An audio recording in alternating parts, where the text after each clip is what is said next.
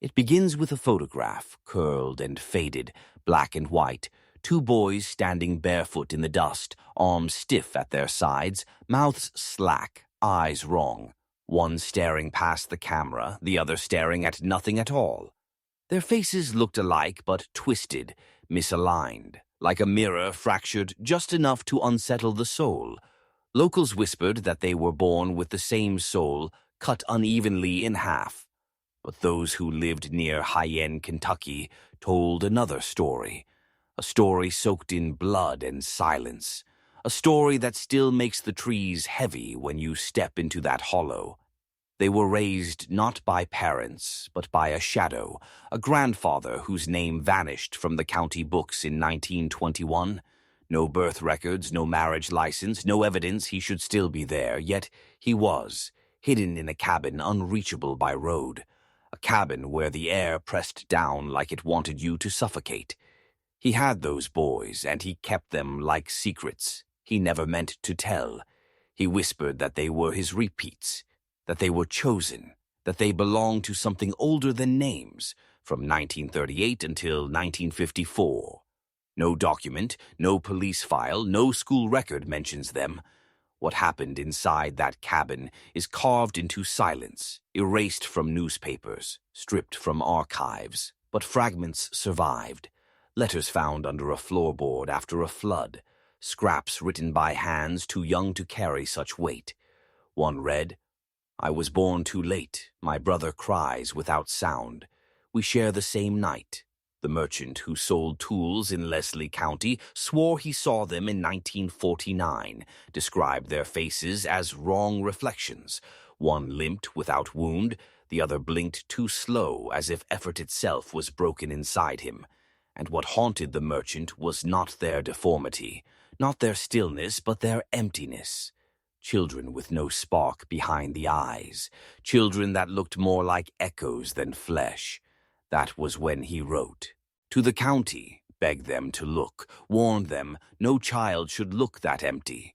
But the letter was ignored, just another cry from a collapsing town, another whisper lost in the coal dust of Appalachia, and the boys remained in that hollow, hidden, watched by a man who may not have been raising them at all, but shaping them into something else, something the world was never meant to see.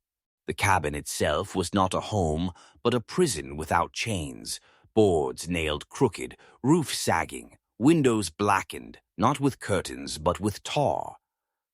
Neighbors who passed on the ridge said smoke curled from its chimney, even in summer. But no one ever saw children play in the yard. No laughter, no shouting, only silence. And sometimes the low sound of growling drifting out, as if from a cornered animal. Yet it was no dog, it was the boys. The grandfather ruled the hollow with fear. His word was scripture. His hand was law. He kept them locked. He kept them hidden. Food delivered in buckets, lessons carved into their skin with switches. He did not allow them to speak their names. He stripped them of names, called them one and two, said they were halves of the same body, that they must never leave each other or they would die. He pressed this into them until it was the only truth they could hold. No schoolteacher saw them. No preacher baptized them. No doctor measured their height. They belonged to no institution. They lived outside the system, but inside his grip, and that grip was iron. What little we know of those years comes from a diary, burned at the edges, found decades later. The handwriting was jagged, frantic, as if carved with fear. One entry read, "He watches us while we sleep. We do not breathe until he tells us we eat. When he says we kneel, when he says, if we speak, he beats the sound from us." Another page, smeared with dirt and tears, read, "Brother does not speak. He makes noise like a growl. I am learning it, so we can still talk where he cannot hear." Locals whispered of shadows moving in the trees. Two shapes always together, seen at dusk, one dragging a foot, the other moving stiff like a puppet. They said the growling was not animal, it was human. It was practice, a language formed in chains. The county sheriff rode once to the edge of the hollow, said he was checking moonshiners, but he never returned. His horse came back without him, and no report was filed. No search was ordered. His disappearance fell into silence like every other whisper from that place. It was as if the land itself swallowed all evidence, leaving only fragments, the growl in the night, the diary pages, and the uneasy feeling that what was being created in that cabin was not meant to ever leave it alive. The girl, the bride before puberty, her name erased by time, replaced with whispers. She was not a daughter to be loved, but a vessel to be used. The family decided her fate long before she bled, long before she knew what marriage even meant. In the hollow, bloodlines were not broken. They were tied tighter, knotted until the rope strangled itself. She was 12 when they prepared her, the women in the family washing her with cold water, combing her hair until strands broke, dressing her in a white cloth. Not a gown, but a sheet. No shoes, no flowers, no music.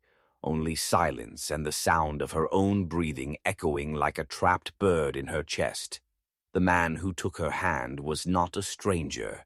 He was kin, closer than cousin, older, his beard already gray, his eyes dull with the weight of too many winters. He did not smile, he did not speak. He simply gripped her wrist, and in that grip her childhood ended. There was no church bell, no preacher, no ring. The ceremony happened in the dark corner of the cabin where candles burned down to stubs, a prayer muttered not from Scripture, but from the mouth of the grandfather who declared it holy, who said God smiles when family stays within family, when the blood is pure. The girl did not cry, not because she accepted it, but because crying was beaten out of her. Long before, silence was survival. Silence was obedience. She stared at the dirt floor and listened as the family clapped once, just once, to mark the moment.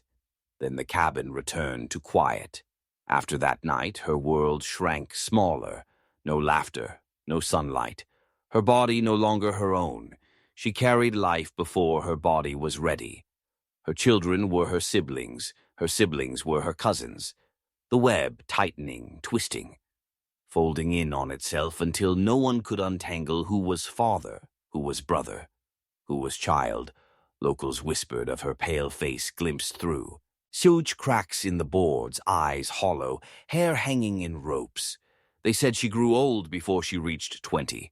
They said she rarely spoke, and when she did, her words were broken, scattered like pieces of glass too sharp to fit together again. Her story was not written in books, not recorded in courthouse files. It lived only in the whispers of neighbors too afraid to intervene, too bound by the unspoken rule of the mountains. What happens in the hollow stays buried in the hollow. The walls of the hollow were more than trees and hills. They were cages built by silence. Outsiders rarely entered, and those who did never stayed long. The smell of rot, the sight of twisted faces, the strange sounds that echoed from the barns at night. It was enough to keep most people away, but the family wanted it that way. Secrecy was protection. If no one looked too close, no one would see the truth. Generations of children born not from strangers, but from cousins, from brothers, from uncles, the blood folding in on itself like a map with no direction, no escape. The girl who became the bride before puberty was not the first, and she would not be the last. The family repeated the ritual over and over, daughters given away before they were women, sons bound to sisters. The cycle fed itself, each generation weaker, sicker, more broken than the one before. The elders spoke of tradition, of keeping outsiders from tainting the blood. They twisted scripture to defend it. They told stories of how families that mixed with strangers lost their land, their strength, their souls. In the hollow, purity was not a choice.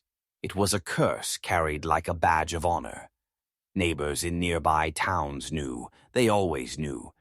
But in the Appalachian mountains, people lived by a different law. Interference was dangerous. Family business was family business.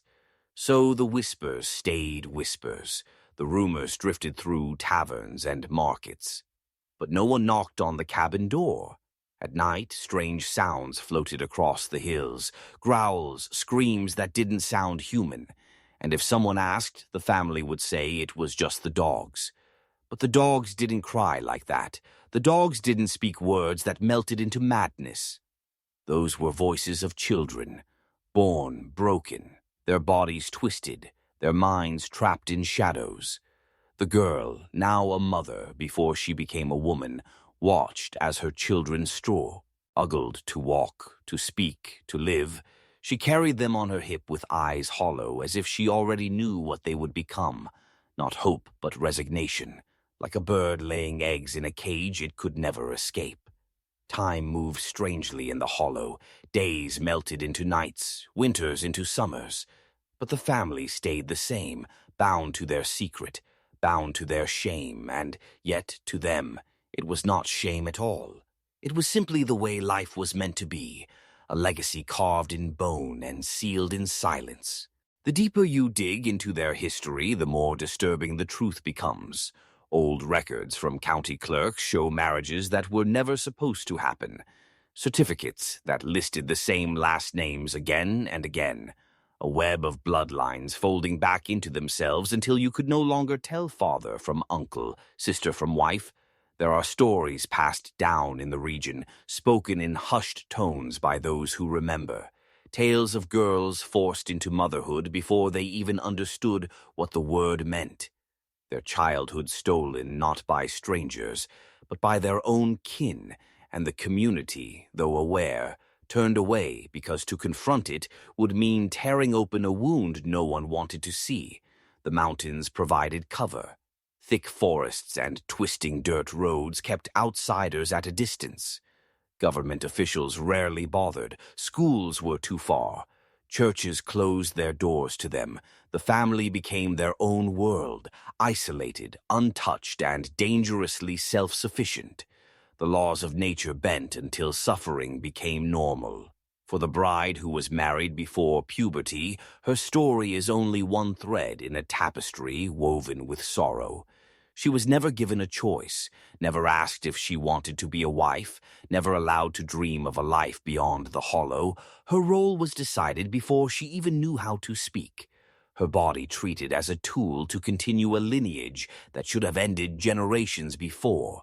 The children born from these unions carried the visible scars, some with twisted spines, some unable to form words, their cries sounding more like animal howls than human voices.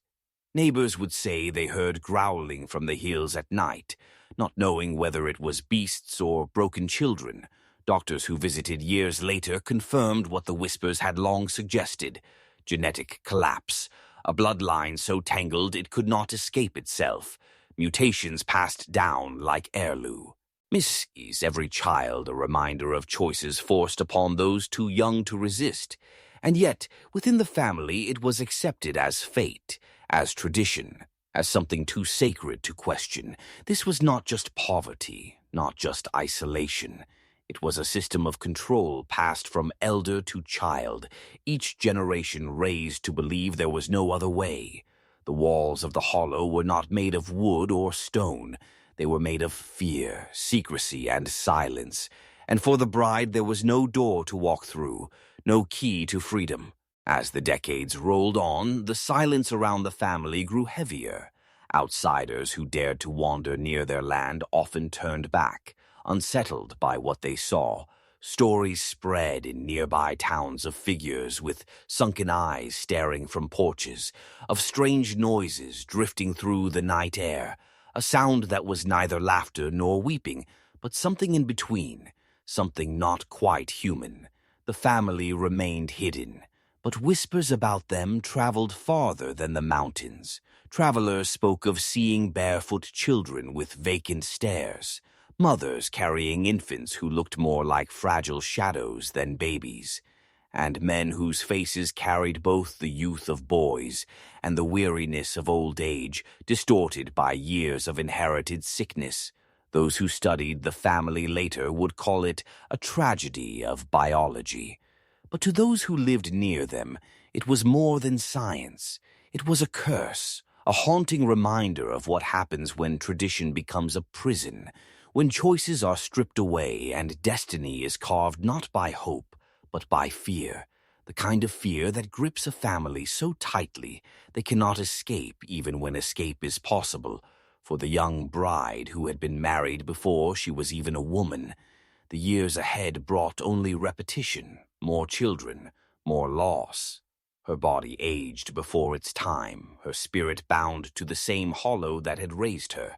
She became a symbol of the cycle, of how one choice forced upon a child could ripple outward for generations. Researchers decades later tried to trace the beginning of it all. Some blamed poverty. Others pointed to strict religious control. Some argued it was simply the consequence of geography, a valley too remote for outsiders to enter. But every theory circled back to the same truth. This was not nature alone. It was human design, shaped by decisions that should never have been made.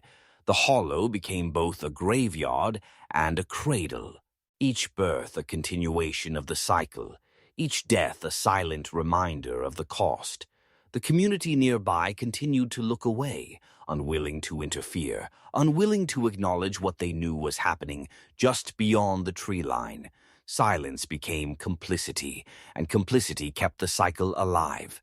Even as America modernized, building highways, schools, and hospitals, the family remained frozen in time, untouched, unseen, and unheard, their lives unfolding in shadows while the world outside rushed forward. Proof that progress can move across continents and still leave entire families locked in cages built by their own blood.